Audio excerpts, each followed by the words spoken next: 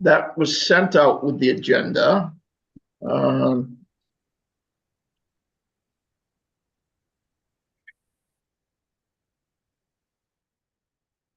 you maybe put that on the screen, Vika?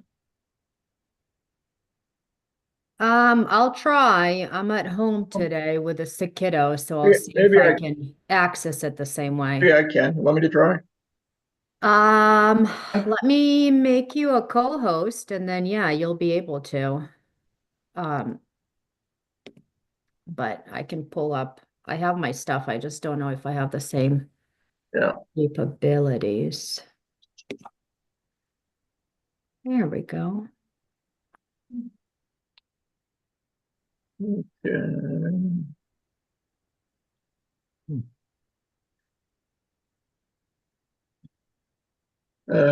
So it's telling me I can go to docs, but my docs don't show up. Okay. Does everybody else have a copy in front of them? By any chance, or? Yeah, I do. So do I. Chip? Yeah. Yep. Okay. So, So Chip and I and Vika were at the meeting. I don't know whether you tuned in, Jay, by Zoom or not, but the selectmen went through the first step of the capital budgeting process on Wednesday. And so there was quite a bit of discussion about these reserve accounts. I know that all the deposits for 2025 have been made, and that was $552,000, I believe. And Yeah. So what we have is the most recent information by account of the balances.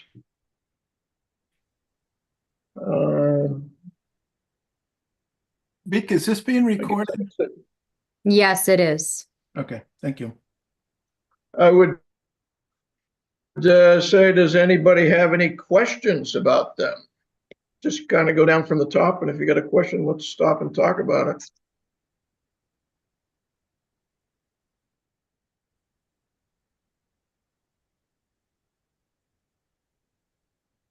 So I have one about the fire department, I guess. So the fire department balance is 190,000. And one of the documents we received sometime was a spreadsheet from the fire department that showed the fire engines and ambulance. And they actually had an Excel spreadsheet that laid out what years they wanted to replace the different equipment. I think we've been putting about $50,000 a year into the fire department. We need to admit Jim Hartling. Yep, it says he's joining. It's just taking a minute. Yep.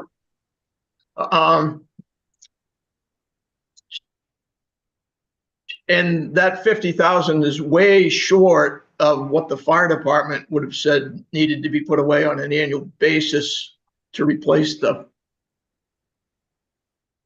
fire engines and the ambulance by their schedule. I think we're going to have a meeting with them Thursday, Vika. Is there any takeaways from that meeting? Yeah, so I met on an annual basis around the budget process. What I do is I meet with each department. And so yesterday I sat down with Jeff Westcott and we talked about the solid waste department. I sat down with Gennaro and talked about the harbor master department.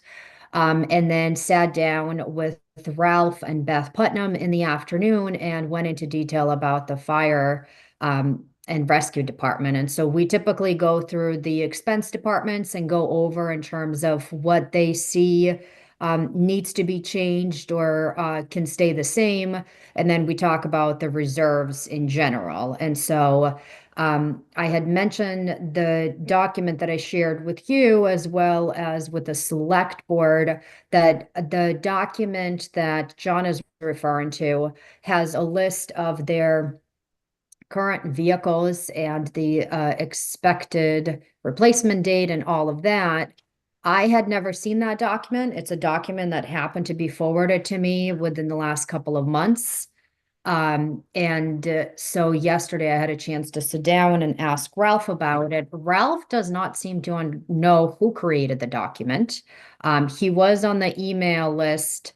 And so I did explain to him that, looking at the tank truck was the truck that him and I, 4 years ago, when I first started this position and started the first budget, we sat down and at that point estimated $50,000 a year for the next number of years to gather up. At that point, it was $350,000 for a new truck. And so this document was all new to me, and he didn't seem to have much information about it. He also understood when I mentioned that at this point, it might not necessarily be possible in this current year to start at that level of setting money aside for each of the trucks. What I did encourage him is to reach out to the finance committee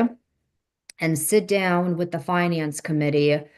He tends to kind of go off into stories about how he did several years ago and how many times he sat down with the select board and how many times he sat down with different finance committees. And so trying to kind of get him to narrow down on, well, this is what's happening now. Let's create a plan now and let the board that's working now figure out what the needs are of the fire department. And so he will be reaching out at this point. I did say that right now, the recommendation coming from me as the TA to the select board is $50,000 in the reserve account. If you're able to maybe provide information to the finance committee, and if we're all able to work something out where the number should be different, then by any means, that is something we can recommend in the next couple of months to the board to change that. But right now, there's not enough of good information or really a backup for it to be able to make such large recommendations for deposits when there are so many other things that we need to save money for. And so he agreed. And so I'm assuming probably sooner than later I suggested he reached out to you, John, with you being the chair, and then you guys can coordinate how would you best want to include him into these discussions. And so he'll be doing that. And then the fire department has been able to purchase several things through their nonprofit. And so I don't know what gets purchased through that. And they will be providing a report to the select board, and then it will be shared with you all as well in terms of them being a nonprofit and the things they're able to purchase through the nonprofit. How is that, minimizing what they would typically ask the taxpayers to purchase? The other side to that is the things that they've been buying are things that should be insured. They're now town property under the fire department. And because they're being purchased through the nonprofit and not through the expense account or the capital reserve accounts, I don't know the information and don't know to insure it. So they're going to make a list. And I think at the same time would like to include the finance committee and walk through the building to figure out what is on the list for assets and what isn't. So I think hopefully he'll take the opportunity and reach out to John and then be able to provide you with a lot more information about what needs to be done, what needs to be insured, and maybe a better idea of what should go into reserve accounts. That was probably a lot more information than you wanted, but No, that was good. The other thing that was discussed Wednesday night was if the tank truck is the first piece of equipment that needs to be replaced, we currently don't have a garage space big enough to hold the tank truck that they would buy. yes. So it's curious that Ralph doesn't know who created the spreadsheet. I thought somebody mentioned Carol White at one time. I I but don't I don't know. I don't know. I The, mean, Carol Okay. wasn't there on Wednesday at the meeting, so she couldn't comment to it one way or another, but Right, it right. is a Yeah. mystery. So to me, it was an excellent example of something that potentially needs to be surfaced. Herb in our last meeting said a fire truck normally lasts 25 years. I think in that plan on that spreadsheet, the assumption was, I think Herb said 30 years. In the spreadsheet, I think the assumption was 25. I looked online quickly, when do small communities typically replace fire trucks? And it said 25 to 30 years, and it said and/or 300,000 miles. So I don't know what kind of mileage is on the fire trucks, but they had 25 years in there. And if you replaced their equipment on that 25-year schedule, there was $2.8 million worth of future cost on the schedule that needed to be replaced between now and 2041, because everything's at least 10 years old. So we currently don't have a common plan as to how we would replace those assets, when we would replace them, or whether we would try to do it out of reserves or we'd have to bond it. So I think it's an important thing to put in our capital planning process.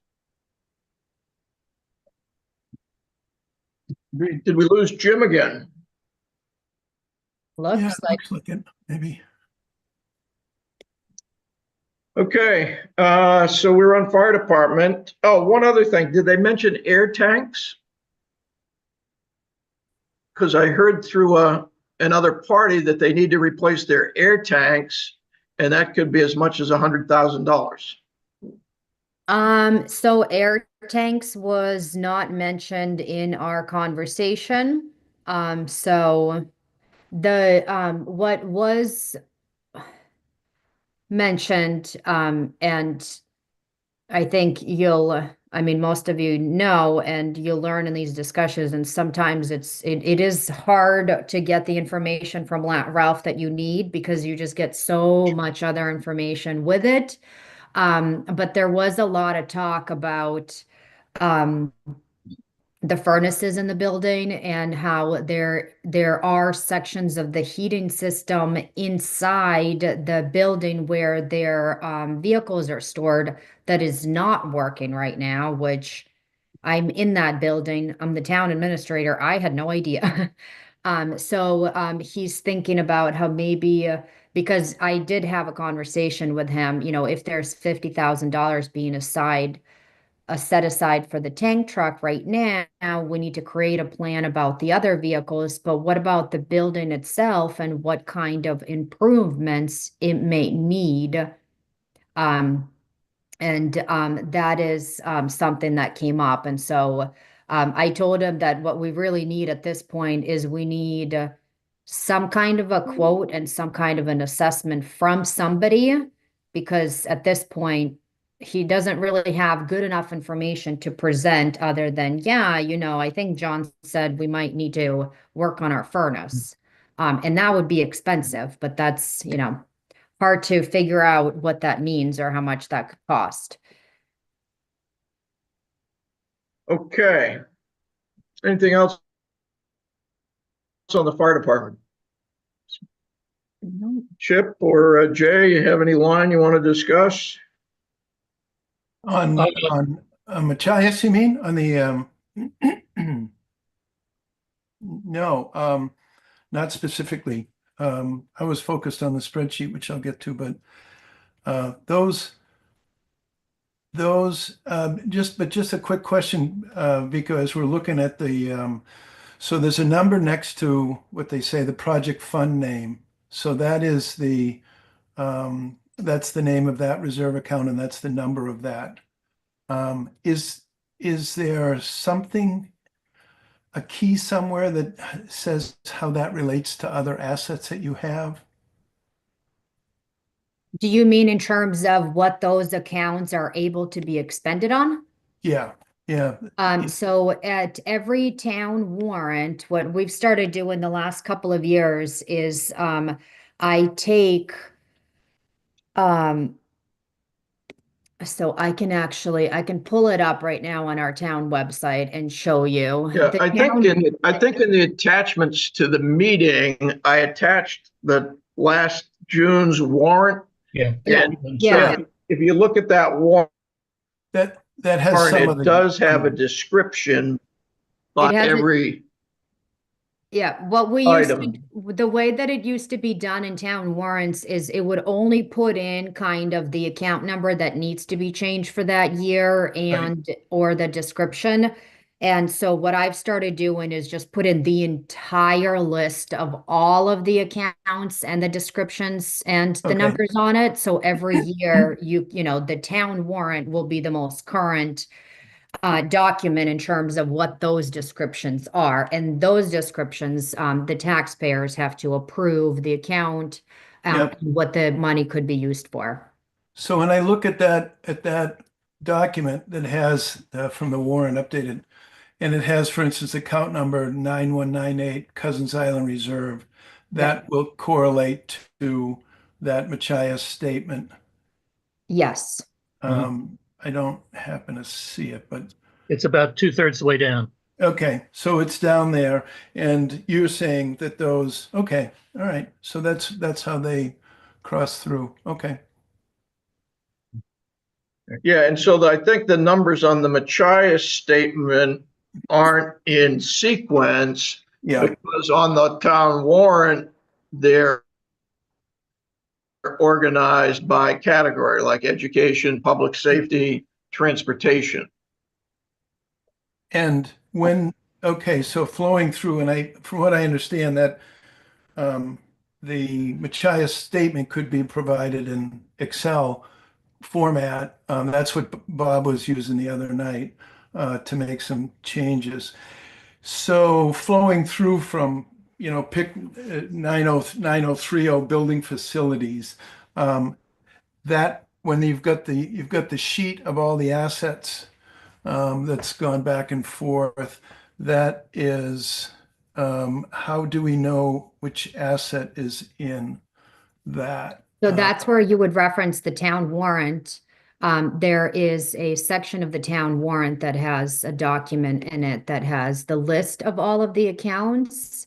Like Okay. John said, split by kind of departments, more or less. And Yep. within that list is a description. And so for building facilities, it's all of the municipal buildings fall under that for maintenance or improvements. Okay. And it's Well, very specific language. that's what I started looking at was that worksheet and the asset list, and it has building improvements, and then it goes townwide, and then it says buildings townwide, and construction in progress and infrastructure. So all the assets are listed under that, and so I couldn't draw a correlation between that and the reserve fund, those numbers that you have. We don't have to tie it up now with it. You're saying the asset, you couldn't position the assets on the asset list versus these numbers? Yeah, they I don't. didn't, In other words, the one, it says the asset list begins with building improvements and then it says townwide. And it starts to list floats and so forth. So, Oh, yeah, so that document is a document that's created from just because there's a reserve accounts doesn't necessarily mean that there's a reserve account for every asset and every asset falls under some description of a reserve account. okay. So and eventually what we're trying to get to is what has to be allotted for each one of these assets for replacement. So the way I had worked it was to look at what the reserve account was for those assets. And I don't need to take a lot of time now. And if I'm not understanding something, it's just to try and draw a line from the Machias, that connects through the town warrant that winds up on the asset list, which comes from So the I auditors. think the document that's going to be most helpful to you is going to be the document from the town warrant with the descriptions. Okay, okay, And so I'll actually, right now, I just pulled it up and I can, I think we all have it through yeah. So do you see the screen? yes, yeah, Yeah, so this is in every town warrant. This is last year's, and so the $552,000 that was approved last year's. This is the proposed amount, and then to the left, education, transportation, public safety, and so forth. So if you're looking to see, how the municipal building, where as that asset it would fall in the reserve account. You've got your building facilities, which is renovation and improvements to town-owned buildings to include town garage, sand shed, transfer station, and public safety. And so these descriptions could be helpful in terms of determining which town assets would fall under which. okay. Well, let me take a whack at it and then get it back for review and see Okay. how to if that's all working right. Yeah. Okay. All right. I got a question or two, if I may. The solar array purchase, whether we buy it or not, there is, when we had 78,000 in there, well, we used to have plenty of money in there to buy it. The price on it is not going up, it's going down. So I'm not quite sure why it went from 78 to 91,000 and change. Well, 10,000 was added in the last town meeting, and then you got interest, I assume. That's Yes. a lot of interest. But anyway, just that's one that we need to keep track of, but we certainly don't need to put any money into. There's no money being recommended to go into it this year. Yes, and alternately, we could take some money away Yep. and put it elsewhere, Yep. just Yep. as a thought. Yep. Right. And Vika's going to send us a copy of the lease purchase agreement or whatever the agreement is, so we can review Right. that. And out of Wednesday's meeting, the selectmen would like to have a recommendation as to whether we buy or don't buy. So if the recommendation were to not buy, we could potentially free up a lot of money. Yeah. Well, what would happen is you would have a warrant article at town meeting asking the taxpayers if they want to move X amount of dollars from that reserve account to whatever the new recommended account would be that the money would be moved to. Mhm. Okay. You had something else? Yeah, the broadband reserve, I vaguely remember Michael Porter saying, "Oh, we'll pay the interest that we're not getting from Axiom out of that account." And we started paying it was Michael's comment as chair of the committee. And since we're not getting money from Axiom yet, although I'm not sure why that's the case, why don't we see if we could take the money out of that account and use it for debt service on the broadband bonds? So the using it's come up before, and Michael has suggested the same question. The expense account money has already been allocated through an expense account to pay that debt service. Right. So it's already being in the paid out of the expense account. So there is already allocation for it.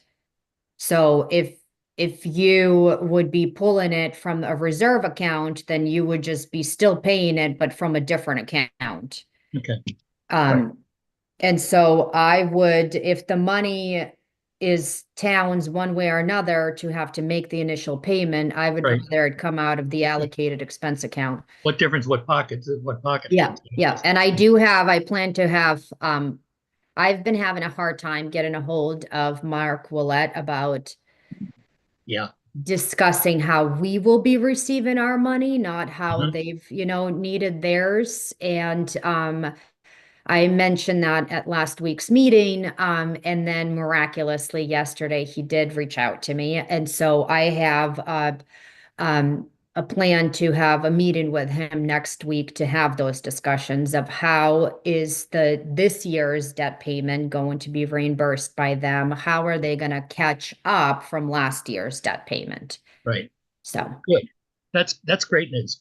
and Um, then we're adding that as a line item in revenue for next year, because now that they're I saw that. collecting money, we should anticipate for revenue. And so that would kind of offset the expense. I saw that. That's good. And just one other, maybe this is going off track a little bit, John, but in some of the earlier things you had done, you excluded the broadband debt on the basis that they were going to be reimbursing us. I would suggest that we don't exclude it, and here's why. It's our name on the contracts. Mhm. All the bond contract, they read Big Island, town of. They don't read Axiom. Mhm. And it's on our shoulders, A, to pay them, and then B, to collect from Axiom. So I think that even if they do start paying and they start catching up, as Vika put it, and so forth, I think that we have to treat it as town debt, not some extra piece off on the side that somebody's going to reimburse us. Yeah, the purpose of that spreadsheet you're referring to was only if, whatever we present back to the community and the select board, hopefully, only references some spreadsheets for, here's the conclusion that was reached on this spreadsheet, and we support that conclusion. The purpose of that spreadsheet was to understand the fact that with the bonds dropping off, some additional capital capacity is created, and then also to look at what's our maximum capital capacity. So I only excluded that because that's one that's hopefully being repaid as part of that thought process. But Right. yeah, I understand what you're saying. Yeah, I mean, I understand. I actually went back and reread the contract this morning because I was unclear about how, I was pretty clear in my own mind, but I wanted to actually see it in writing. And, I think that that's something, just to not to beat a dead horse, so to speak, but I think that one of the things we should think about is setting up the broadband business, which is what it is, as not necessarily a separate entity, but somehow divide it off so that we can keep track of what's going on, how much we get coming in and how much we're paying out, and things along those lines. Treat it like a real business. I think is something that we might want to think about. And I guess off of that list at the moment, those are the only two things that caught my attention particularly. We do keep coming up with what's our debt capacity and all those kind of little issues. Just to general numbers, 7.5% of the value of the town is $24.75 million. That would legally be the cap on direct town debt. That's excluding the school. Current outstanding principal of the debt we have is just under 2 million. It's 1,903,000, and the school's 1,285,000 in remaining principal to be paid. so that the total is, call it 3,200,000 for a nice round number. So if you subtract that, you're down to 21 million and change as the open possible bonding limits. We would be crazy to get anywhere close to that. Yeah, and what does that, even if you add, 10 million to it, what does that do to the taxpayers and how does that impact the taxes? Well, 10 And I million, think, allow me to provide some numbers. 10 million bucks on a 25-year loan, figuring a 5% interest rate, which may or may not be high enough over the next few years, costs us about $720,000 a year. That'd be call it a 20%, roughly a little less than that, increase in the town budget. So that would be a significant increase in taxes. What did you say the increase in the town would be? What percentage? Just off the top of my head, somewhere around 18%, 19%. Yeah. Because I use in my head like every 40,000 is a 1% increase in taxes. Because the budget's 4 million, right? 4 million, so it's, yeah. Yeah. Okay, and this is 700, Yeah. So we probably wouldn't want to do that all in one year. well, which You're the president, John. which leads us to the sort of a much broader global question, which is we have a list of projects that we know about, and we have a list of projects that we don't know about, or we don't have a list of projects that we don't know about. And the projects we know about could hit $20 million after we got a lot of grant money. Between the Stone Pier, a new firehouse, or town center, but whatever we're calling it, building committee, road repairs that need to, are not just paving, but restructuring. We could hit 20 million there pretty quick. Easy, yeah. oh, I do have a question, Vika, on when I was at the meeting the other night, the solar array and both the broadband. I'm pretty fuzzy on those in terms of I want to concentrate on what I'm concentrating on. But is there a general body of information where you can get up to speed on what the deal is with Axiom or the solar array? Is there some kind of narrative about, There's a how that contract. works? There's a contract that lays that out very clearly.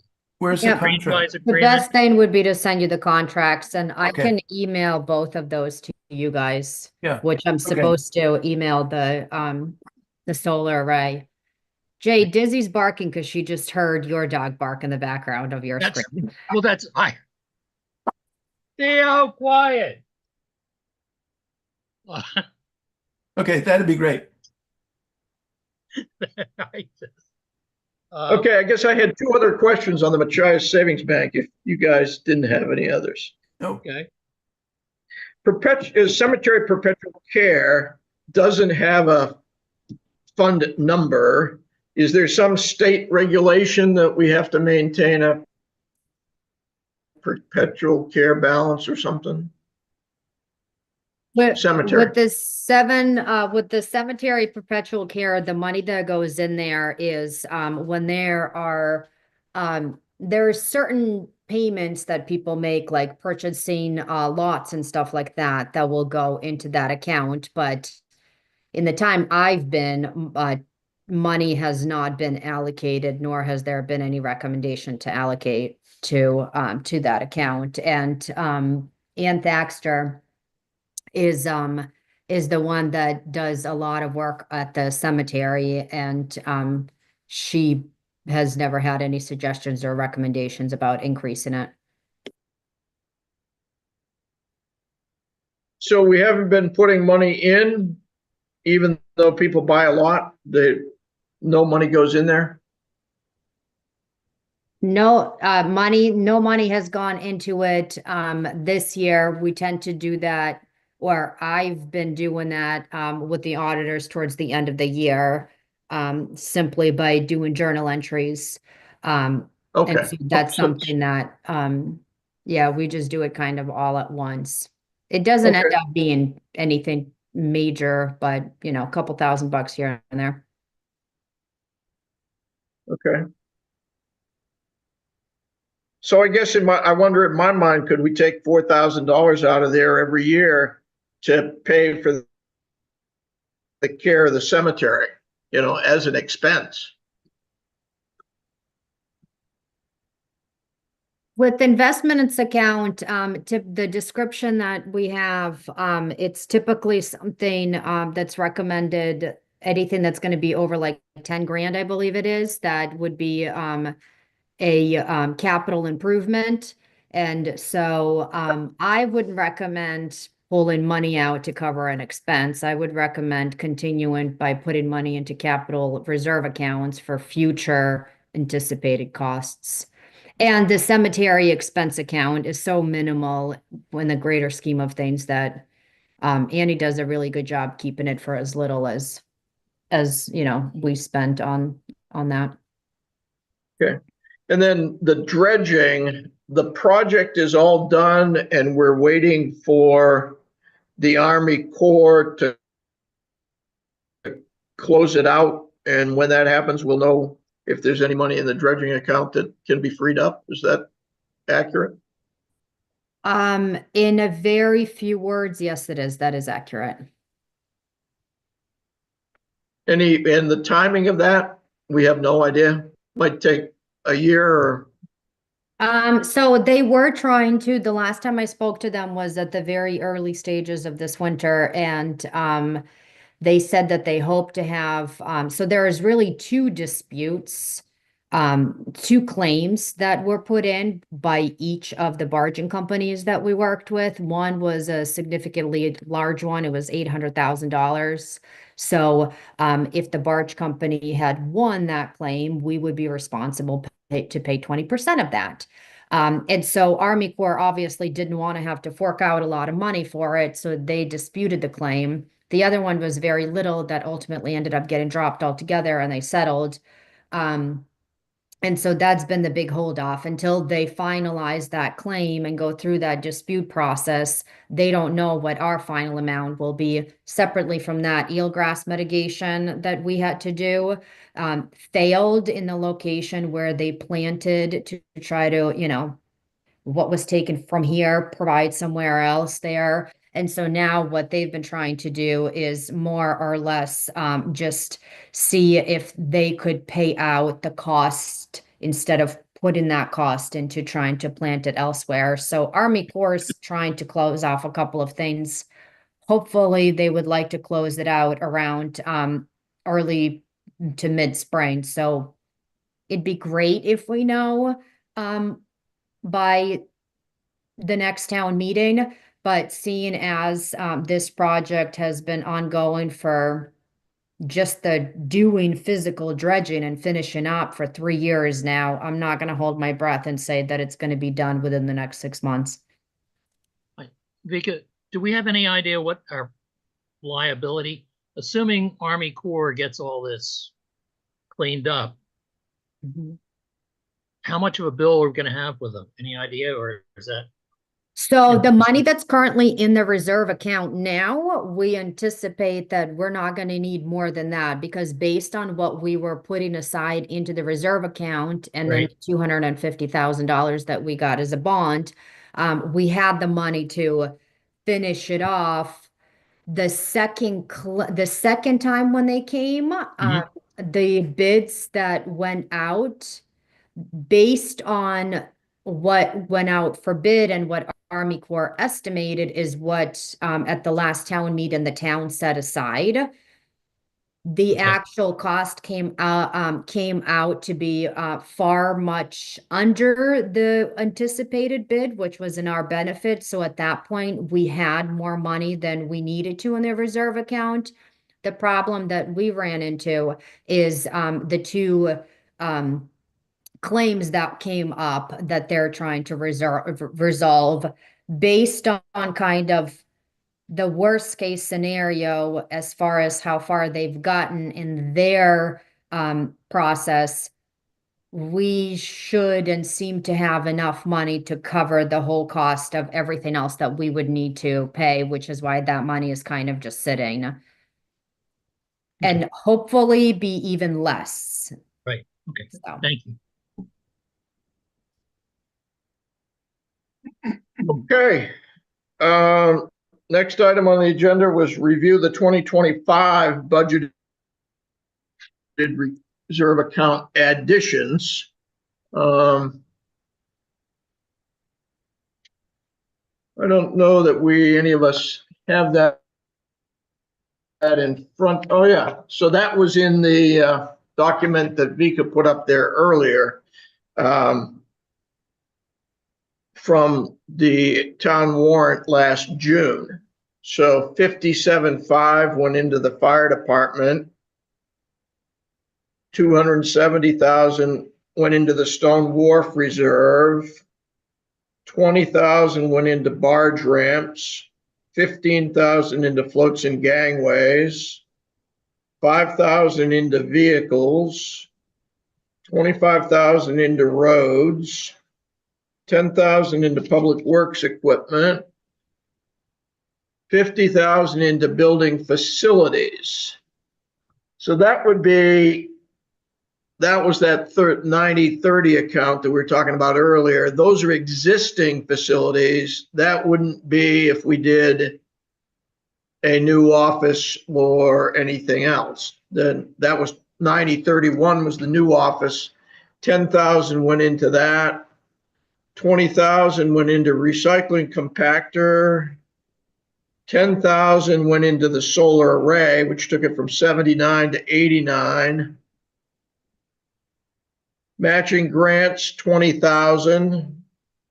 Coastal Access Fund, 10,000. Storm damage repair, 20. Land acquisition and development, 10. So that added up to the 552.5.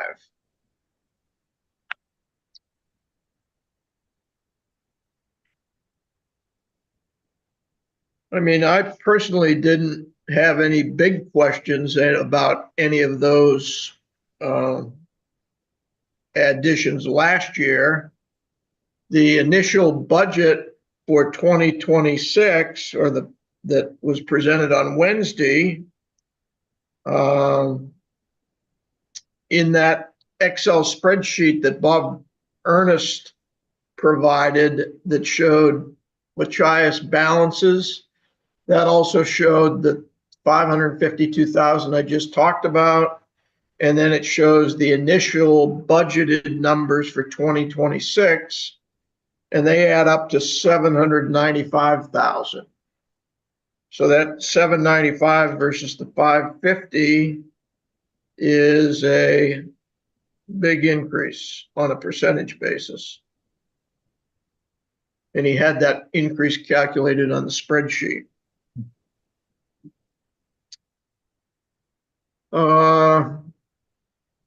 I guess at some point in time, when we've looked at everything we want to look at, we need to double back and say, well, if all of those things, if we can't afford to do all those things and maintain a reasonable tax increase, what would our recommendations be for priorities, or what, at least what would our thoughts be on priorities?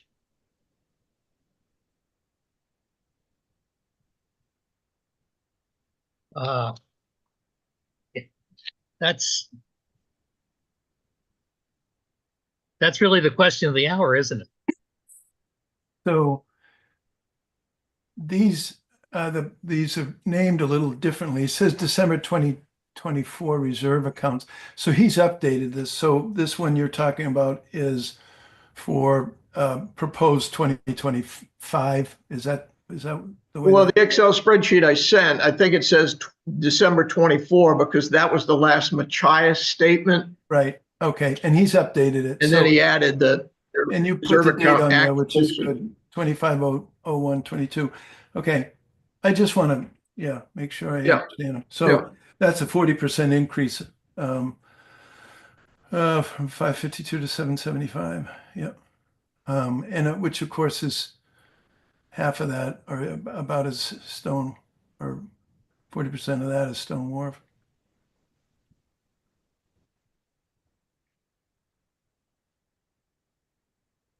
Are you able to put that one up on the screen, Vika, or did that, you don't have access to that?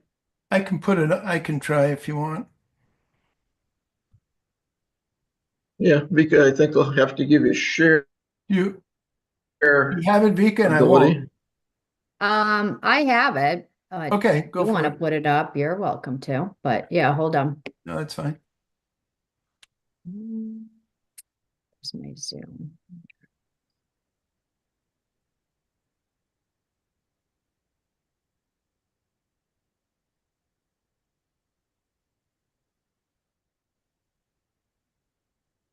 This the one you were talking about? Yeah, I think so. Yeah, yeah.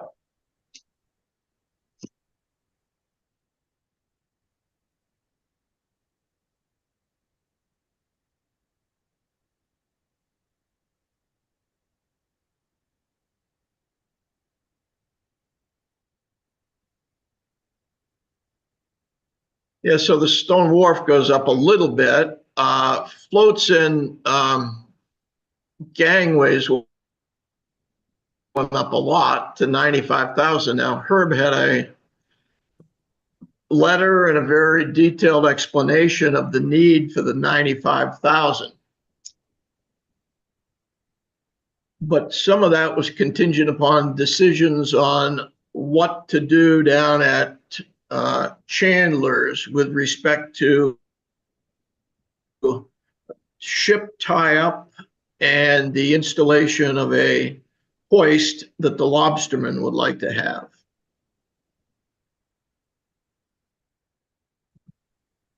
So based on those decisions, I think there's about 50 that could eventually come out of there.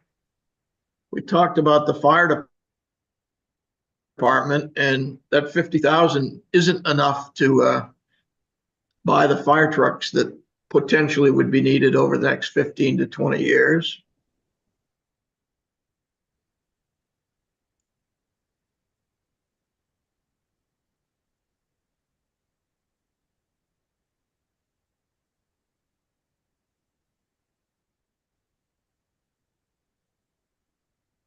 So the rescue vehicles and equipment are different than Than the public fire. works equipment? That 50,000 you said was in public works, John? What 50,000 are you referring to? There's one that says, There's 50,000.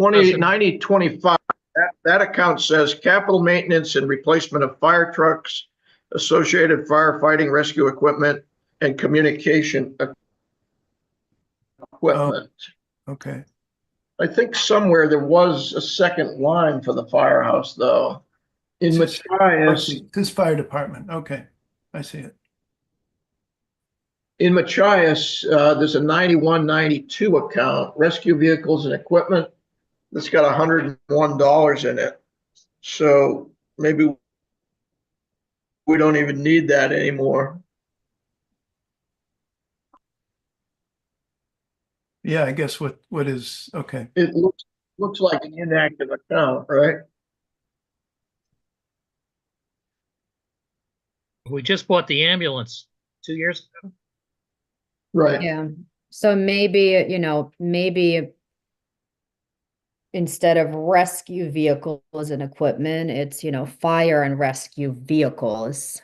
And then the fire department account will be a more general fire department account for, other capital improvements. But those are all the recommendations that can be brought up and then, adjusted for town warrant for change at town meeting. Right. Did that answer your question, Chip? Yeah. Yeah, I was looking at the wrong one. Yep.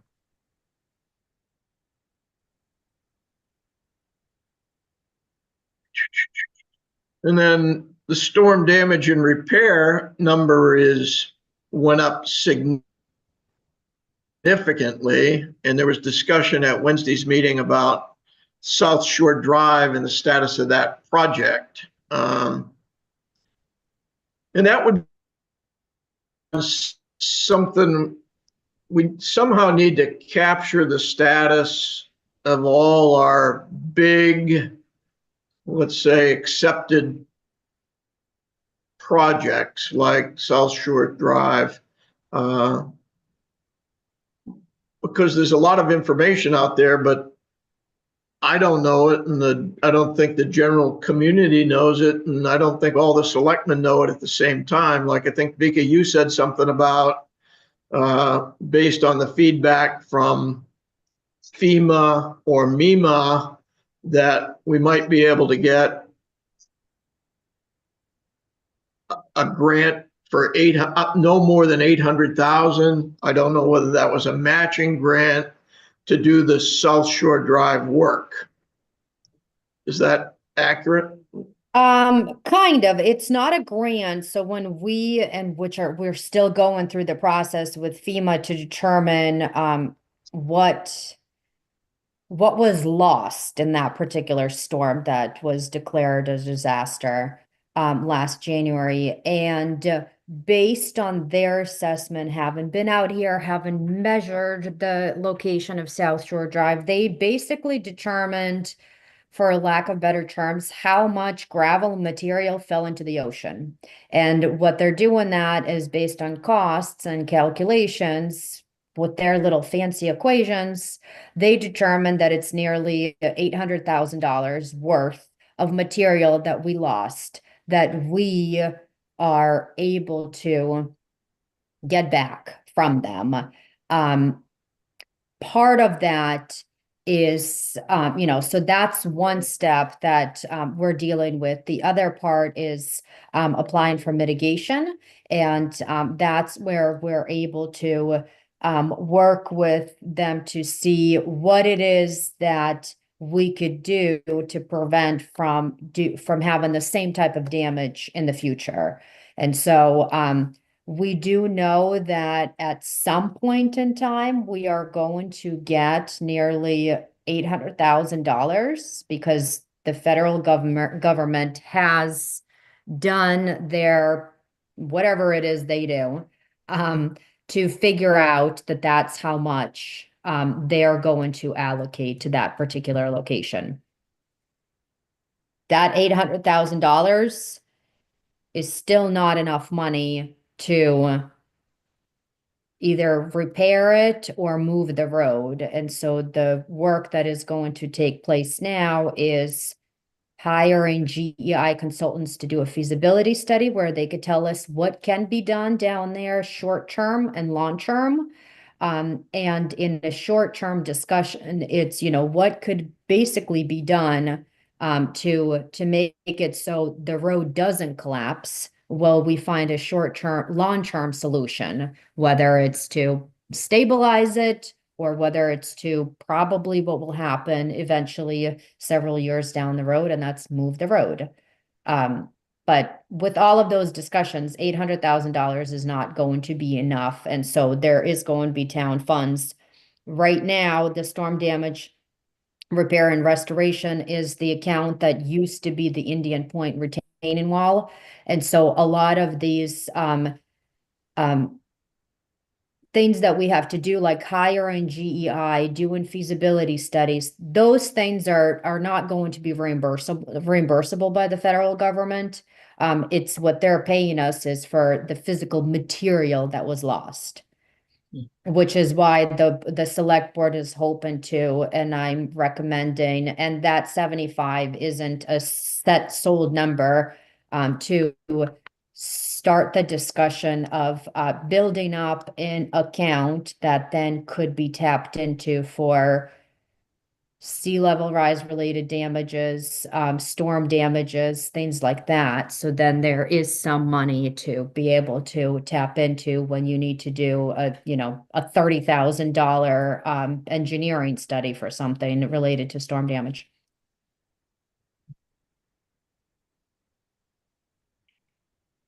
Okay, thank you. So in my mind, we're going to have in our report plan that we pulled together, we're going to have documentation on each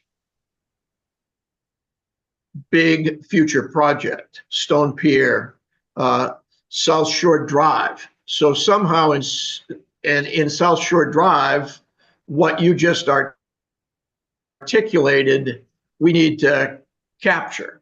This is where we stand with FEMA, and then what the current situation is. GEI is, doing a feasibility study, and we expect to have that completed by a certain time.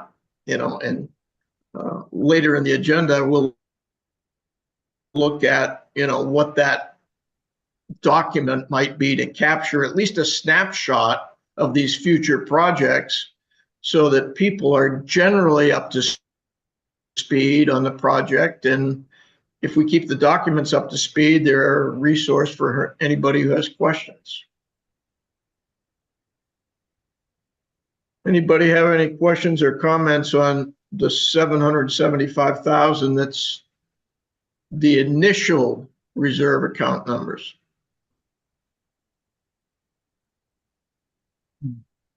If I were a betting man, I'd be surprised if we can find 775,000 to put in these accounts and keep tax increases reasonable. But It's, yeah, pretty I hard. hope I'm wrong. That budget, this year's budget, 375, just the stone wharf and the storm damage is $375,000. That's half of that increase, right? Of the 775. So Right. it's it's like, yeah, deck chairs on the Titanic, throwing them off the. That's the problem with some of the others. When you're, as you say, John, when you look for savings, those are massive. Okay. I'm just making some notes and I'll on Bob's spreadsheet, and I'll forward them to people for comments, so people can add to questions that they have. I think this is a great working document Okay. for creating conversations about these items. Okay. All right, moving on to item 4, review any work done on organizing the town asset list by department. We talked about. Yep. Have been working on that. Let me just finish this comment. Do you have anything to share with us, or? I think so. I'm a little nervous to show it just because, let's see, half of this number is storm. I played around with the fire department since we had that fire department spreadsheet. I went back to the asset list and tried to pick off the fire department vehicles, and it didn't look like they were all there, which I found surprising. But maybe I just don't understand the name. I didn't. Yeah, I focused mainly on. Can you guys see this?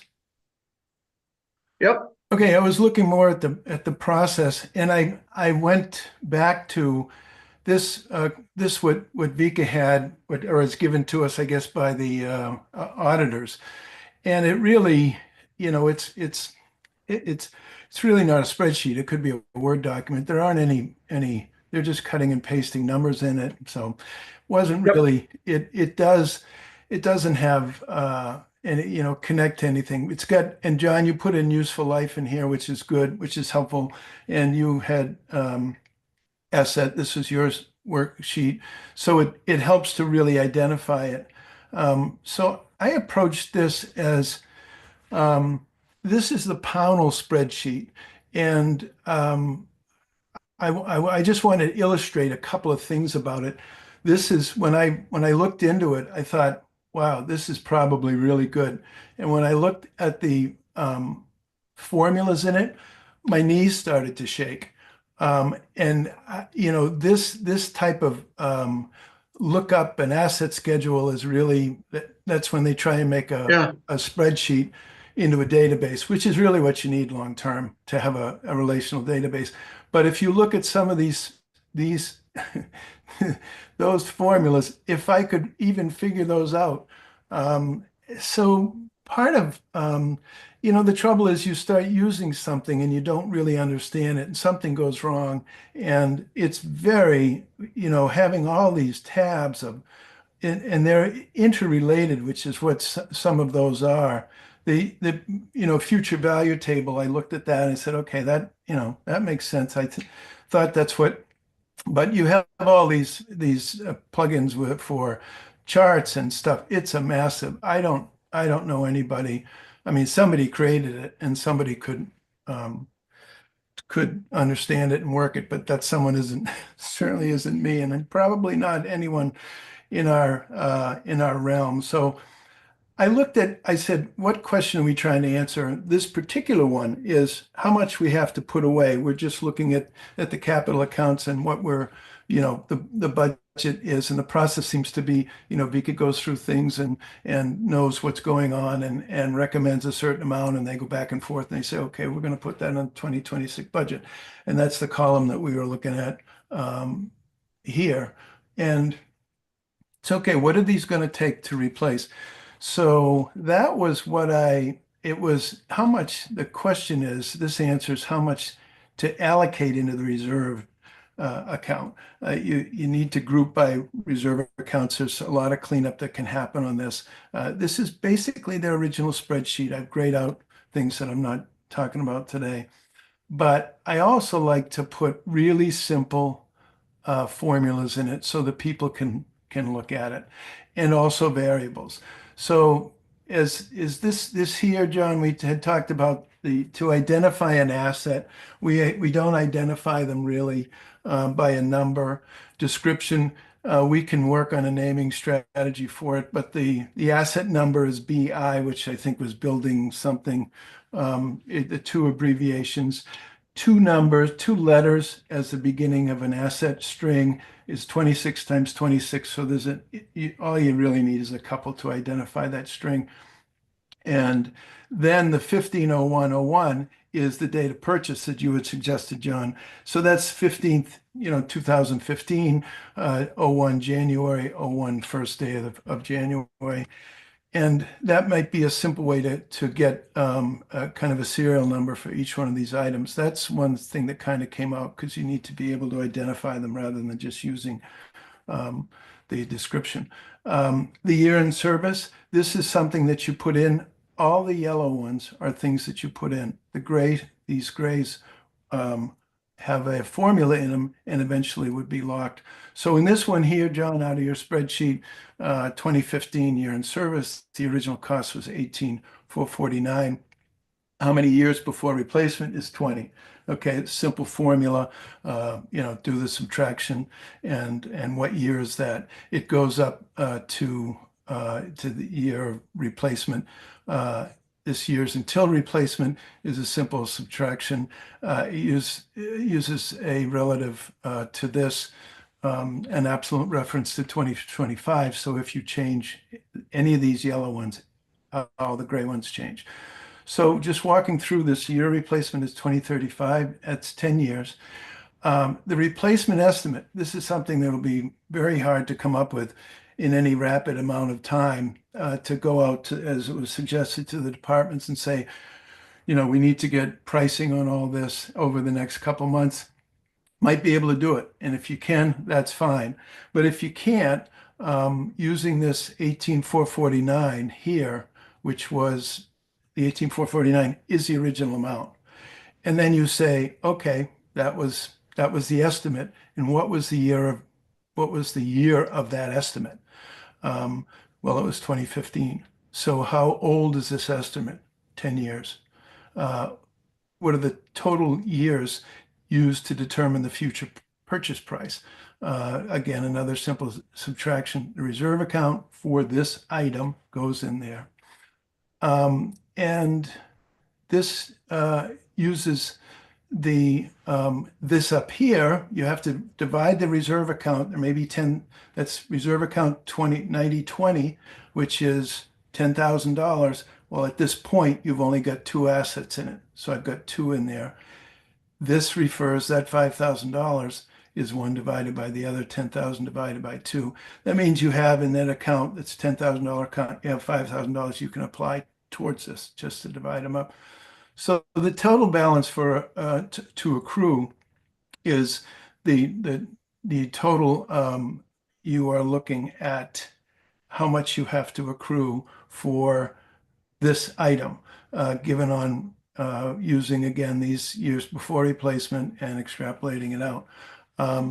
This is, that then is divided by the number of years you have until you replace it. So the 35,424 is divided by 10, and it's 35. So that's $3,500 a year you would have to use to replace it. You would have $5,000 to start with. You need to get to $35,000, and I've hidden the other sheet for the 35,000. But let me see.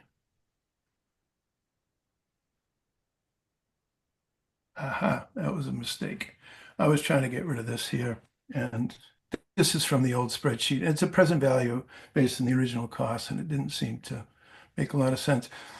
This is a key part of it in here, is the inflation rate. And again, it's a simple variable. It's how you derive that you'll need $40,000 based on this estimate, based on when you're going to need it.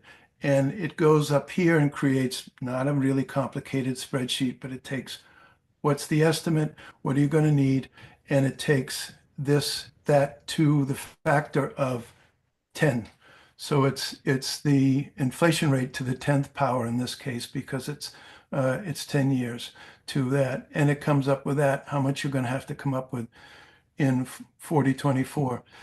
Sometimes these can be helpful if you were saying, people go, oh, it's 5%. Inflation's going to be 5%. Well, 5% increases that to 48,000. Well, no, I think it's going to be 2%. Okay, you're only going to need $27,000. So I don't, stop me anytime. I can kind of go down a rabbit hole with this, but if there's any questions, I'll just finish explaining. So the last part of it is So, 1.5. go ahead. So if you decide inflation's going to be 1.04, you'll see these numbers change. This will be the amount of your capital account. And when that capital account gets about to where you need it to be, it shows 0. So that tells you about when you're going to need to spend that money. It's just a visual look. It's not really important, because what you're trying to decide is how much do I need to put in this account, and So we're saying right now, to reserve this account, we need to put $4,000 away based on current year, based on what we have for estimates, and based on an inflation rate of 1.04 is probably a safer number. And that's what you need to put in that capital account per year to replace those floats. It's kind of a surprising amount of money, but it is, and that's why I left it very open. I'd like to, before, if people want to adopt this, and I really don't know how else to do it, if you're going to come up with accurate to replace all these things, because all these items over here have to be accounted for, and then that's going to tell you how much to put in that capital account. So this would be for the 90/20 capital account. So it would certainly have to be tested with just you guys using a calculator to see if these numbers make sense. But what I was understanding from this is they need to know how much they're putting in these capital accounts for replacement of these items. And they've only been tracking the present value of it based on depreciation, which really doesn't give you any forward-looking numbers. So this is saying based on these numbers, you're going to have to put that much in a capital account to replace that timber float. And in 2025, you don't need it right away, but you need to put it because you need to build up these capital accounts. So this part of it is not really important, but it's just more of a visual reference to eventually it runs out. I mean, it shows you when you've reached the goal. And of course, on the 40-year float, we'll all be gone by then, 2044. But anyway. No, Navita will still be here. Vika will be here. That's right. Yes, 40. Yes, she will be. With the same knee, because it will last that long. So I don't know. I'm not. If somebody has a better way to do it, I'm all ears. But I've done worksheets like this for work with packaging equipment and and depreciation and savings and how long it's going to take. So. Is there any questions about this directly or any numbers that, I can send this to you, you can take a look at it. And I think, again, there's no fancy, even the fire sheet that they sent to us had to be done by somebody who was really an Excel expert because the formulas in that were, and I don't like to bury the numbers. You don't need, some people bury all this gray stuff and just in a formula. It's very hard to follow that. These are very simple formulas. As you look at them up here, they are, you look at them, you'll see that they're really very simple formulas. Nothing fancy going on. The fanciest one are these out here, which uses an if-then statement, but that's just it won't display the number if it's greater than the target. So anyway, I'd be happy to work with anyone populating this based on what we have. And John, you've got most of the numbers in your other spreadsheet. So you've got year in service and original cost, and this is original cost, and so these useful life. So these are kind of the same, was working at putting them all on one sheet. Isn't that what we're trying to find out, the annual, what we need to put in the reserve account? Jay, Um, Jim, Vika, comments? So my initial comment is I think this is great, and I even more so love the fact that you're not hiding a bunch of formulas behind it. I absolutely hate Excel documents, and I don't like the complicated ones even more so. I think that the end number of what you're trying to do here is kind of exactly what the select board is looking for, just in terms of everything that they have and how to keep track of it and how to save for it appropriately. The one suggestion that I would have is to have with the document, a directions document, because one of the biggest challenges that I've seen working with the town for the last, 8+ years or however long it's been that I've been working for the town is no consistency. And so with every new employee, there is a different way of doing things.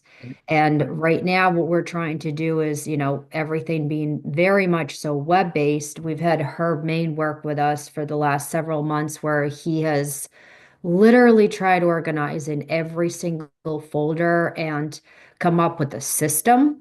So then with any new employee that comes in, this is the one-page summary of how this works, where things get saved. And I think with something like this, it's only as good as the people that know how to use it or know to update it. And so I would want to make sure that it's something that gets carried, very similar like the annual town warrant, where you can always find a copy of it and a most current one. So I think that would be I think the challenge that the town would have is to making sure that somebody always maintains it and it is done so.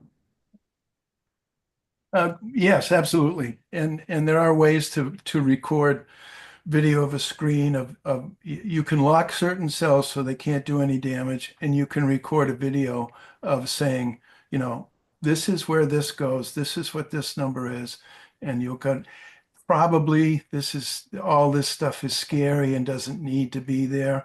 So it's really just this, just you can't do any damage. They can be locked out of it, and you can create videos that say this is what this is and this is what you're doing, because there will need to be updating when you update the inflation, the reserve account, and without getting fancy, because you could put the rate of return, you got 3.34%, you could plug that into it, this is getting a return, and then all that. But I think that just gets too fancy. So I do think, and that's why when I looked at the other spreadsheets, and I agree totally, because from what I've seen of the documents that you have to work with, that's why I was talking about a thread that goes through them all. I use long term, what they need is a professionally written relational database like I use for the business that I manage, and that has all this, but what it also contains is all the stories about this item or this timber float, or it might have a picture, it might have a document, it might have a note about how it was replaced. And the more information that people have when they get into a chair and taking over something, that story that I hear you provide to us, to the select board, you're filling in the story about those certain items, so that ideally when somebody clicked on some certain thing, they would see a little story about it. That's way down the road, but and that would be ultimately simple to run, because they're just literally just plugging. It's not even a spreadsheet.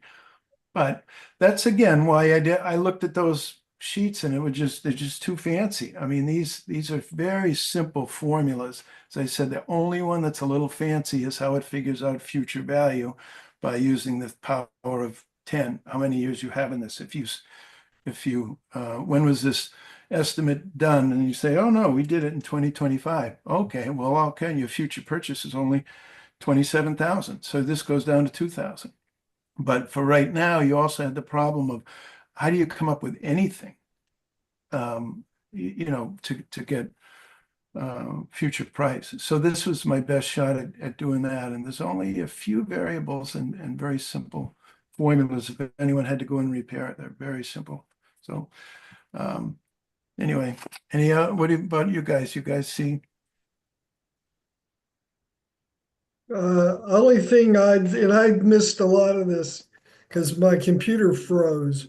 Oh, okay. I just got back. You'll see an email from me saying I'm frozen. I'll see you later.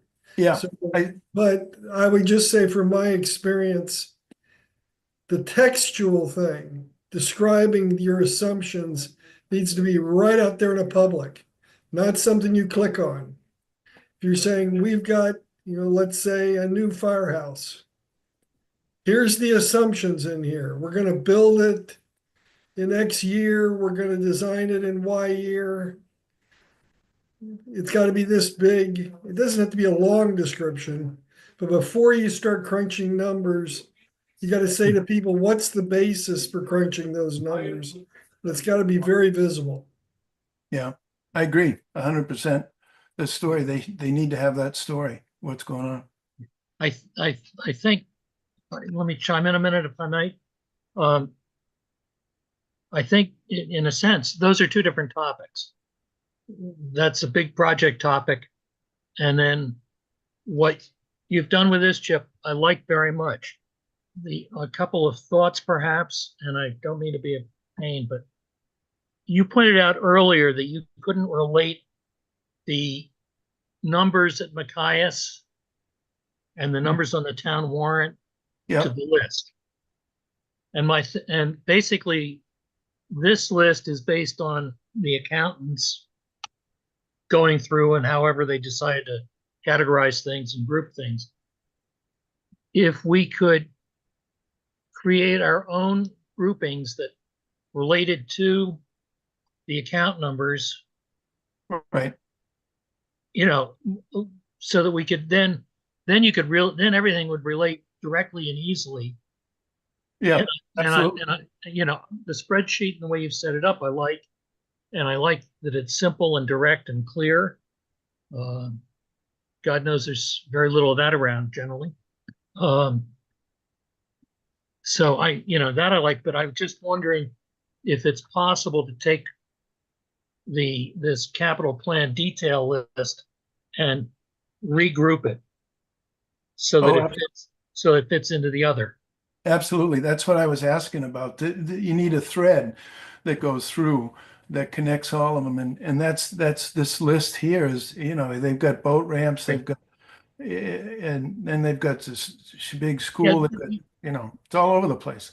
right. So, And if we actually could group it together, you could walk in with this document into the public works department and say, okay, guys, here's the stuff that you've got to account for in terms of what you need, what kind of shape it's in. right. And that allows you to make the numbers much better. It'll upgrade the numbers that you're using. And perhaps not, make a long asset number, but the account number is the key point, and that appears in the asset number. So there's no, Right. There's no question. And so when you sort things, you can always come up with that number, and that's good point. Yeah. And Jim, to the point you were making, I think that's the next thing on the list to discuss. That's the thing that John put together for the stone wharf. With a good start from Jim. Yeah. So I like this a lot, Chip, and doing it by reserve account number makes all the sense in the world. And then capturing how many years old the estimate is, that's important. Then once we have these initial documents, like Jay said, we can go to the department and sit down and have a conversation, and should just improve the numbers. There'll probably be questions and research to do, and it'll take a while to do it, but I think it's an appropriate process.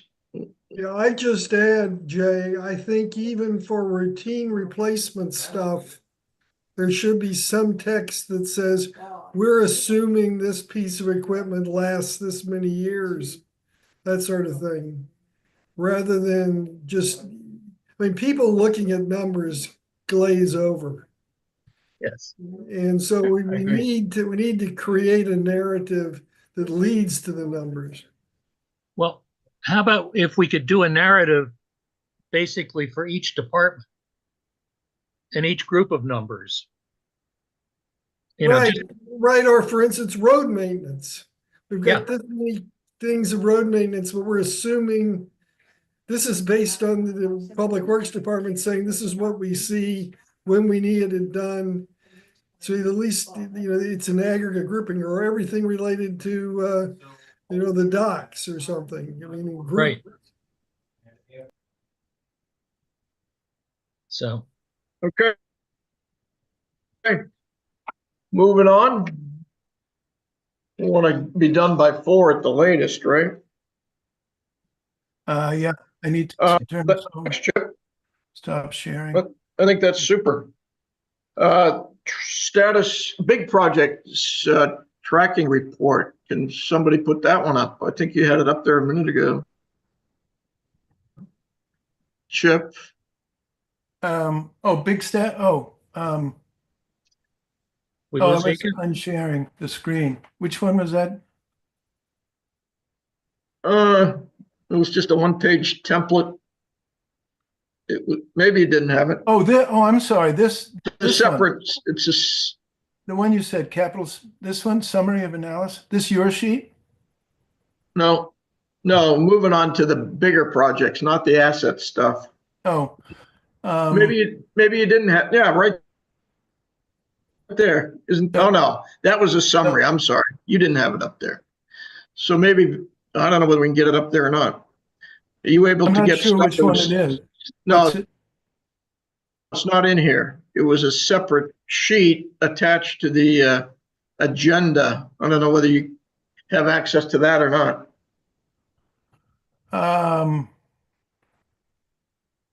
You're talking about this, Yep. not the capital reserve. I have it, but I'm gonna keep myself muted because now the other kid is home and you guys don't want to hear her screaming. But you can show it. You want to show it? So I need to unshare. What do I do here?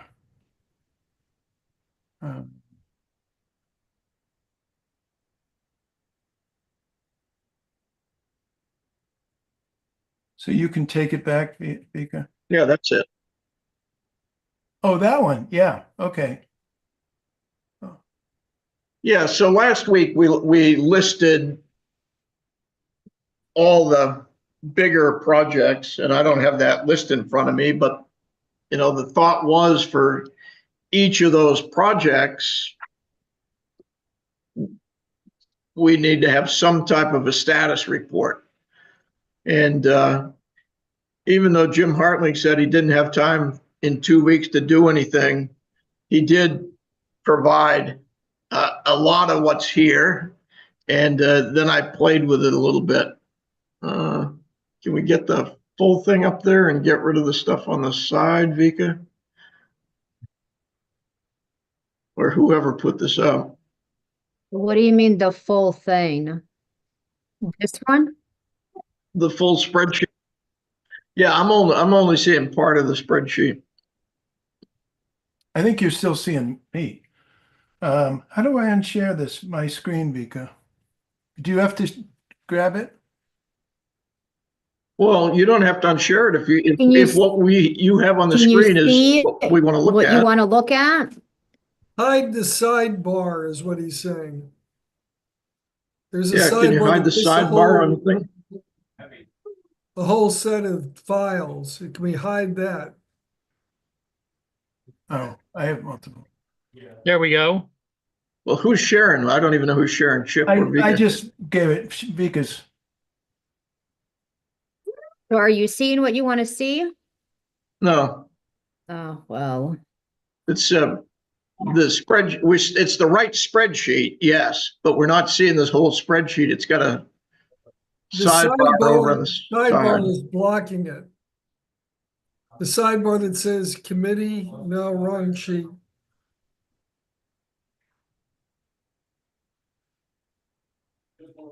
Evie. All right, I gotta mute myself. Well, we can start with this. So we had a list of projects, and so the capital project had a name, and this was the stone pier, just as an example. Now we're on a different spreadsheet. It's not up anymore.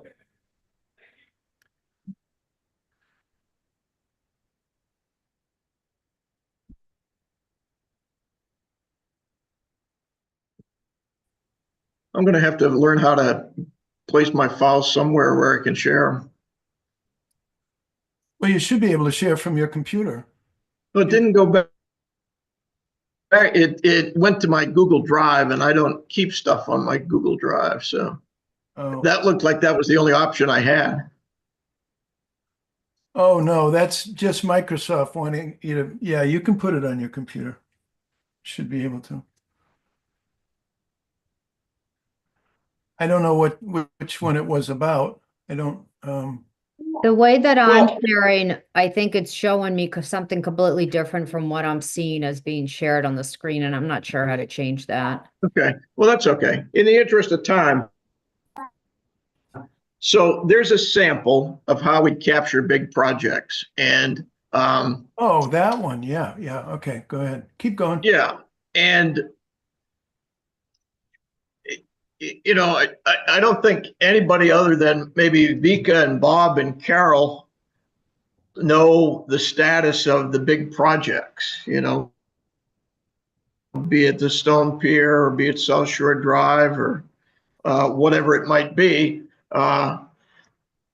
So I think as part of every capital plan, we have to say, here are the big projects that are been accepted by the town to work on. And here's an overview of the project. Here's the current status.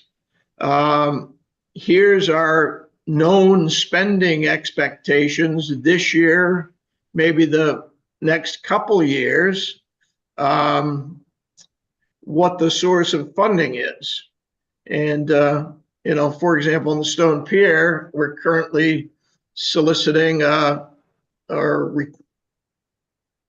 waiting to get a request for proposal for a 30% design from GEI company. That might be the current status. What's the next step after that? And what the timing of that is, I don't know.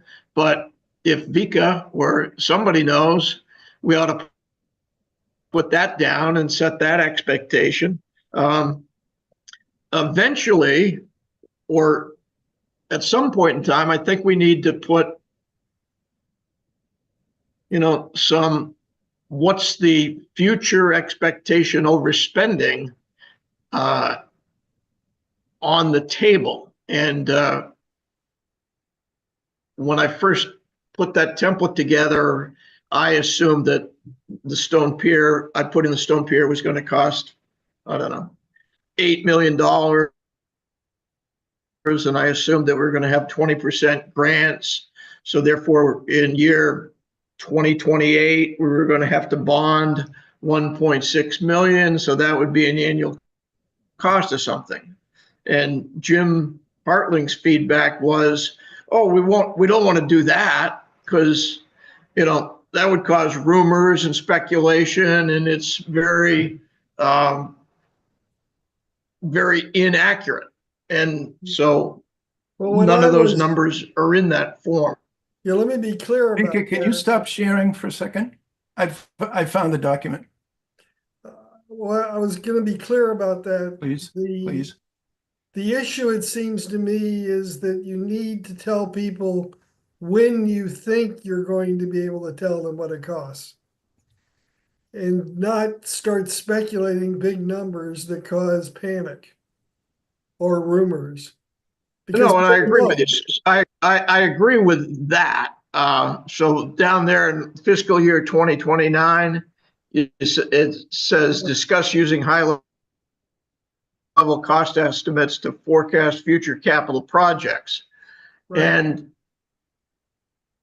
so maybe on those numbers never appear on this. We're trying to create a summary that's accurate. This is where we're at. Here's the next step. Here's what we know we're going to spend in year 1, in year 2, in year 3.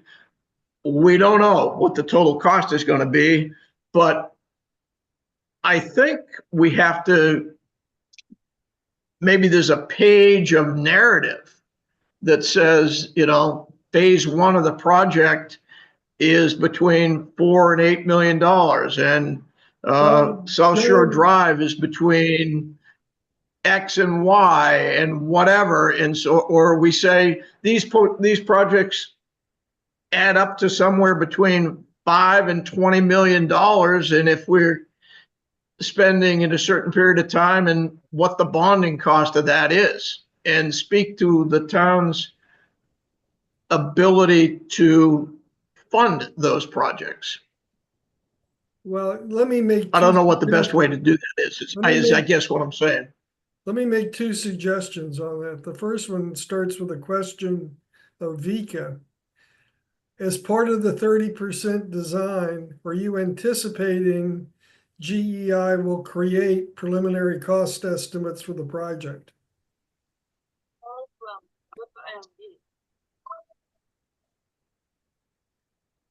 That's the goal. We need to get to a 30% design so we have a better idea of what the total cost could be. And without having a general idea of what, 30% design nearing, what the estimated project would be. We don't know what the cost is. We don't know how to break it down, and we don't really know how to phase it. But Um, we could and- say, we anticipate having that number December of 25 or June of 26, something like that. So at least we're giving a time frame in which we believe there will then be such a number, John. The goal is to have an estimate of what the cost would be. The other part for why we need the 30% design is and having some money in reserve accounts to show that we have match Right. is because that allows us to be seen better by the larger organizations like Susan Collins and Shelley Pingree office that would be able to provide big earmarks for some of the cost. Correct. That's a wise step there. But having said that, I guess to go to John's point, can we say that it is by a certain date, we're likely to have a rough construction cost estimate? The current grant that we just received, which was $75,000 that we're using to work with GEI to provide us that grant, we have to have the project complete within 2 years. We're obviously hoping to be able to have majority of the information from them within a year, but that's probably a long shot. So hopefully within the next, year, we would have a lot of this information. So the end of FY 26, basically.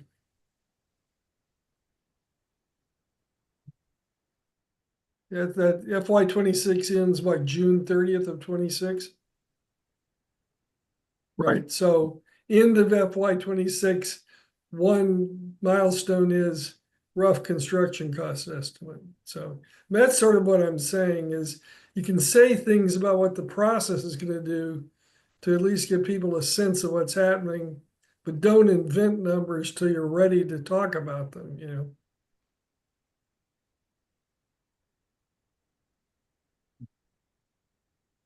Yeah, okay. And so I think stepping back a little bit, I think for the list of accepted projects that we made last meeting, we need to collect everything Vika, Carol, Bob, and whoever else knows about the project. What's the description of the project? What's the current step? What are the anticipated next steps? Where do we stand? What's the current cost? What grants do we have? What grants are we expecting? For example, we have potentially a couple earmarks on this project. So rather than work at this level of detail, let me put together a questionnaire on each project to capture that information. And we can work on how that gets presented over time. Does that make sense? Yep. Okay. If I could ask Vika one random question about this, though, in terms of the new fire building or public, whatever it is, public safety building, has there been any design or any cost estimating of that yet? There has been, yes. So that committee was tasked a couple of years ago to come up, and they pretty much finalized the work that they were hired or voted on to do, and that was to provide cost estimates. There was a detailed work that was done over the couple of years by the committee determining what the needs were of the town, the community, for the fire department as far as the town office, and a design that involved the committee and members of the fire department, town office, and so forth to create design for both of those. And then it was, five and a half million, something like that, that was estimated. And so now, it would be in terms of determining how that fits in a timeline around the current town debt and anticipated and needed expenses. But then I think aside from that also is one big major part of what the fire department is challenged with is the vehicle that is going to be needed to be replaced, and the $50,000 a year is being set aside for that vehicle as they're making them now will not fit in the current building. And so that's, a discussion will need to take place in terms of that vehicle will be needed, then what I think in facilities committee's ideal goal would be, in 7 years, there would be a new building. Financially, that's not really feasible. If we can have grants, great. But it might not be the reality, in which case a plan needs to be made in terms of that vehicle that will have to be purchased.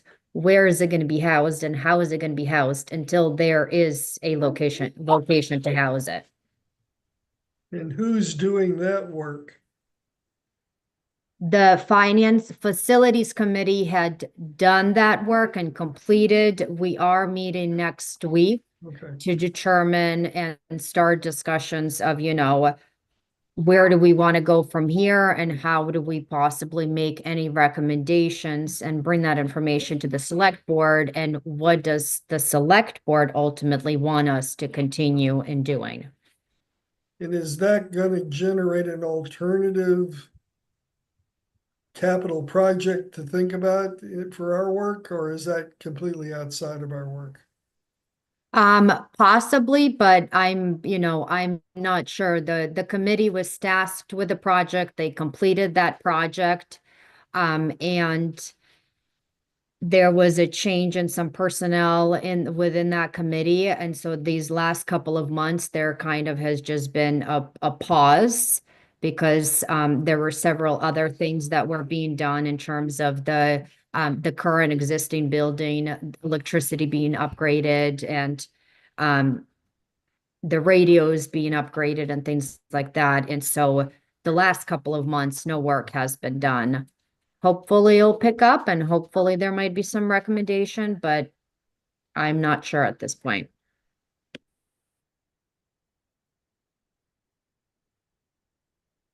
Okay. Okay, we're ready to move on to the next item, which is to-do list.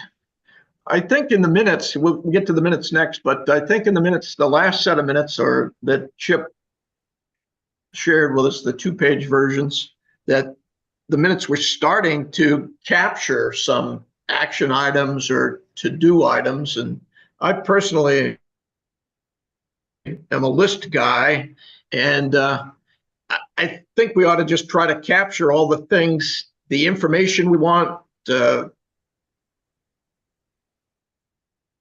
things we said we were going to do. So we got a punch list to keep checking them off. Like one of the things we just talked about, 30% design. I've been hearing that phrase a lot. If there's a consistent or an accepted definition of 30% design, I would like to know what that definition is, because we talk about it with respect to big projects. Well, We said we wanted to get up. Go ahead, Jim. There used to be, and I don't know if it's still true because I haven't done this in a while, but it used to be there was preliminary design, which is usually 15% of your engineering and architecture. Then there was something called design development, which was this 30% level, which was getting to all the issues that would cause all the complicated questions and getting them resolved. Then the next leap was 70%, which was construction drawings. So by the time you get to 30%, presumably you've done design development and thought through all the big questions.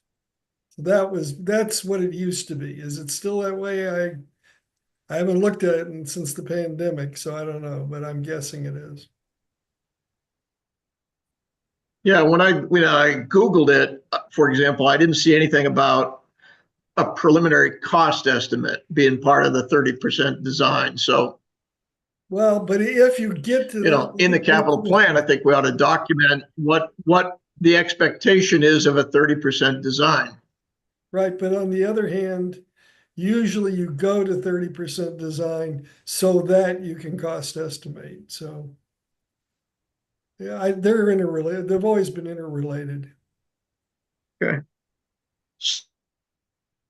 So we also talked about adding the land to our asset list, adding assets since 2023 to our asset list.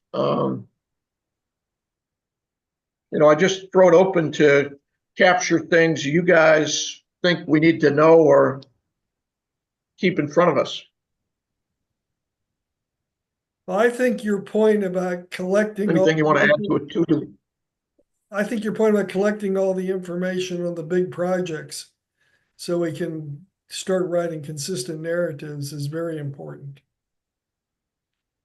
And I think Chip's point about aggregate, or maybe it was Jay's, about aggregating the routine things into logical groupings and related to the reserve accounts, that's also extremely important, I think.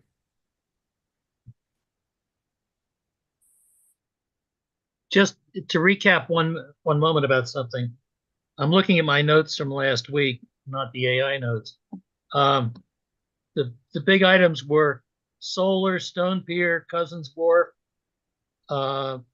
Stone Wharf, no, Wharf, barging, South Shore Drive, and the public safety building / town office. So those are the things that we need to create the narrative and fill in, create the forms for. Is there anything else? I don't think so, but I don't have if that's the list from last week, I didn't come up with anything else. Okay. Okay. Vika, before I forget, the documents that are in the shared drive folder do they get backed up? They do back up. Okay. Well, I have this workshop that can be set up that really would do a wonderful job with that Basecamp. If you guys are willing to have me set that up, and then we can have a quick walk through how it works. It's precisely what you're talking about, of being able to keep a to-do list. And each one of those to-do lists has, it links emails or notes or whatever you want to put there, or documents with that to-do list. So if you had one that was fire station, that could be a heading. And I guess I'm asking you to trust me on blind faith. I've used it for a long time, and that's how I manage this business. If you want to try it, it has all that. It's that's up to you. I'm myself gonna be spending a lot of time trying to clean up this. So I kind of have my project that I look like on that, and I can just keep my head in that, and you guys can do the rest. But that's up to you. If you wanna give it a go, and I can set it up, and you can see how it works. It basically works with your regular email. You get emails in your email. There is then a web-based, and Jim, Gretchen's used it. She's familiar with it. Gretchen's used Basecamp. We used it at the historical. And it will keep documents. I think the best thing that it does is that let's just say we had a new member join us now, we would have to John would be running around sending him spreadsheets, looking at old emails, picking stuff up to educate him about it. Once you build this information warehouse, you and somebody wants to join it, you slide them in and they can look at everything. We use it for our music group, and we add a person and they just slide in. They can see all the documents, all the conversations, all the narratives about a particular item. You can't not include everybody. You can't do a forget to reply all, which we've all seen will mess up a string, or go back and find something that's 2, 3, 4 months old. So that's up to you. Think about it, and I can be happy to talk to any of you more or show you online what it looks like. But it really is to me has been a terrific. I couldn't run this business without it, because of and that is the way it looks. That's the home. This is a musical quilt that we use for all our music. All these are items. They might be songs. These are songs that we're recording. These are the string. Goes back to November of all. We've talked about that. Here's a guy who played something for us. You can post videos. You can do whatever you want. So this is that's what it is. And if people want to use it, think about it, and I'd be happy to set it up. But that's basically what it does. The emails are set up, they're serialized to set up to each one of the lists that you have. And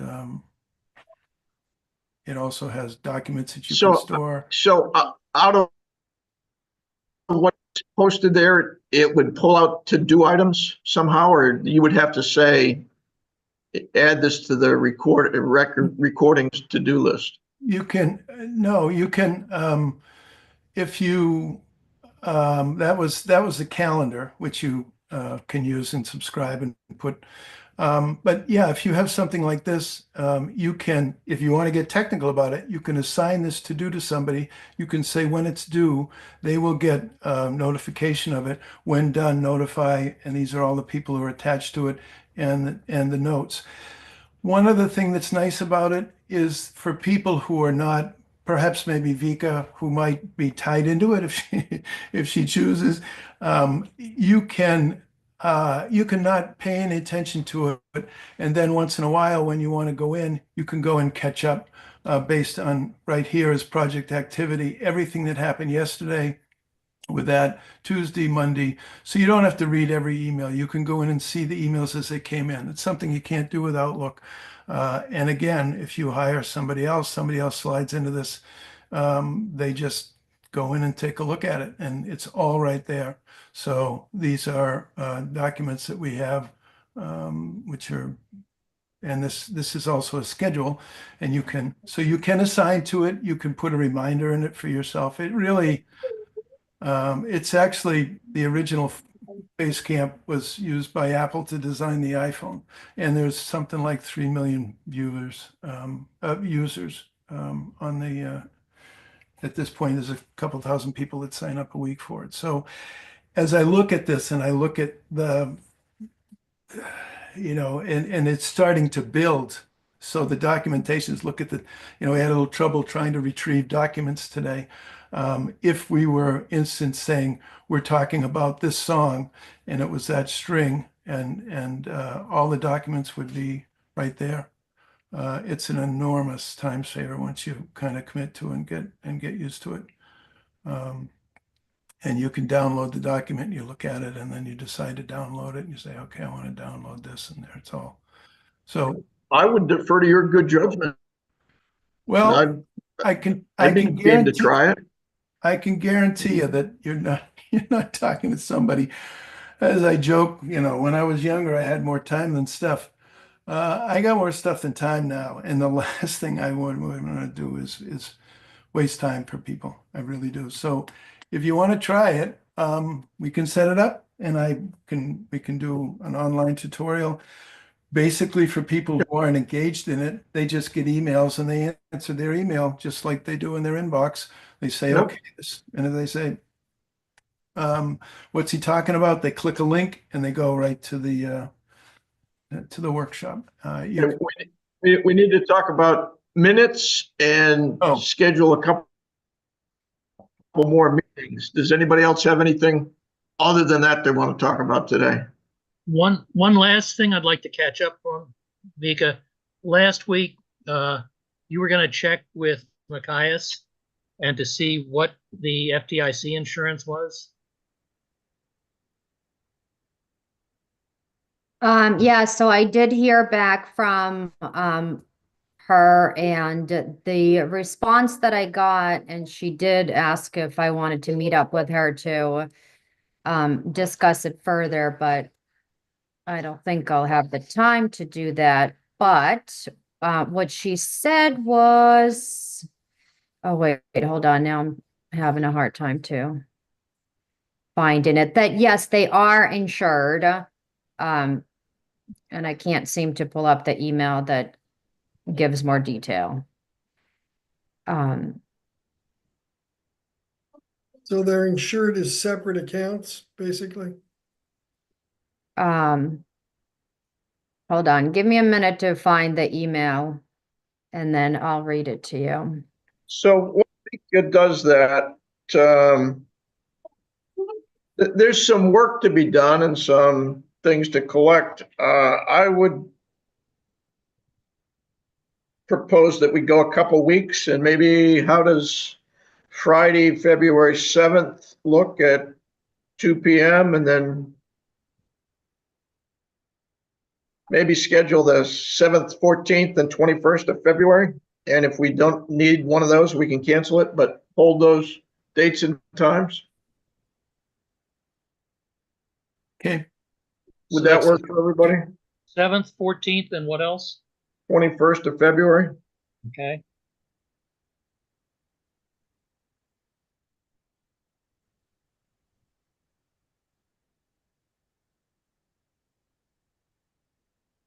Okay. Minutes.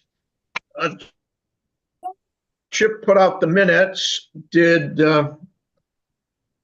people get a chance to read the 2-page versions of the 2 sets of minutes?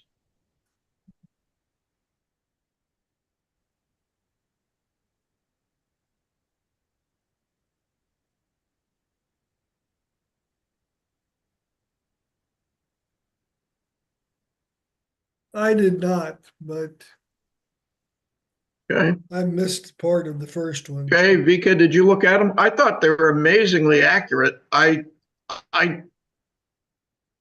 had a couple comments on the last meeting. Herb was listed as an attendee, which he was, but I said we should make it clear he was a member of the public as an attendee.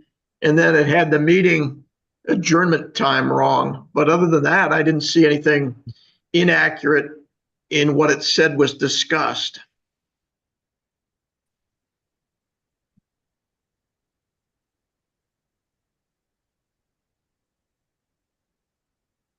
We can wait until the February 7th to approve 3 sets of minutes if you guys want to take more time to look at them.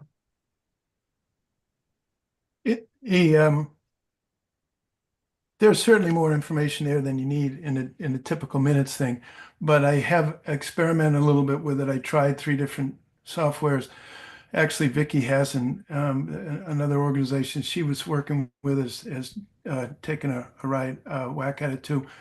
But and it's pretty smart software, and it's used by a number of people for meetings, so it's specified for that. So it will pick up when you have, if you have a motion, and I can ask it, are there any motions during this meeting? And it says no, if it doesn't hear that word, and then it can create a to-do list. So it takes about, once we get, it probably takes 15 or 20 minutes. So it's really fast that way. So yeah, I think it leaves more time for other stuff.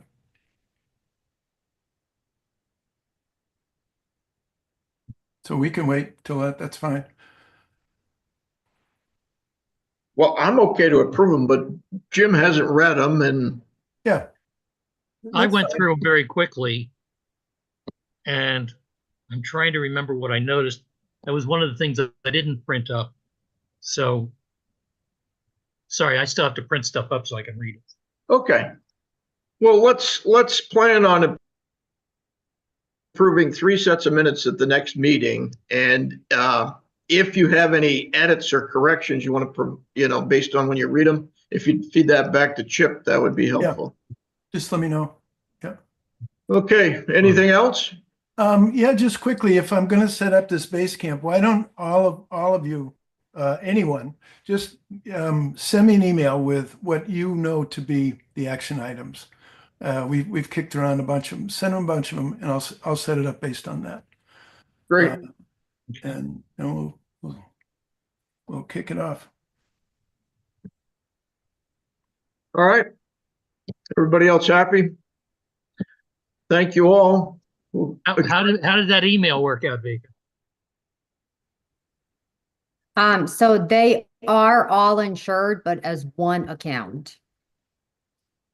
And are, yeah, ICS insured, but it's just one big account.